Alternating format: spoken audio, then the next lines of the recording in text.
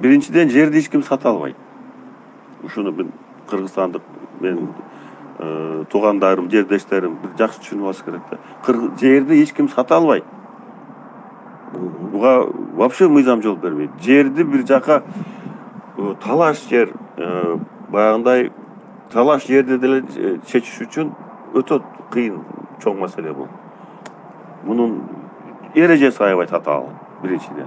Аны айтып керек болсо айтып берем. 275 метр боюнча Адахан кирип айтып калды, Курманбек Сарыевич ушундай, могу жерде биздин ошо жерден өтүп аткан атуулдарыбызды кыйнап атыптыр, айрыкча кыз келиндерди. Токто, текшерт, эмеңди чеч, көйнөгүңдү кана, сумкаңды кана, тимиле ушалаганга чейин, ошондойго чейин барып кыйнап атыптыр. Мен айттым, анда барып кел. Барып, ошо жерде эл менен сүйлөш, жергиликтүү эл менен. Биз тарап менен да, тиги тарап менен да сүйлөш. Кандай ыңгайлуу болсо, ошол маселени чечишке аракет кыл дедим. Тапшырма бердиңиз.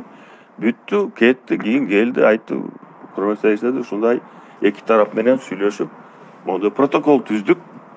Ошо жерди убактылуу болду. Беспрепятственно өткөнгө шарт түзүлдү. Жарандарга тоскоолдуксуз. Эл ыраазыбы? Ыраазы. Тигилер макулбу? Макул. Каршы болгон жокпу? Жок. Макул, бүттү, унутуп калганбыз аны.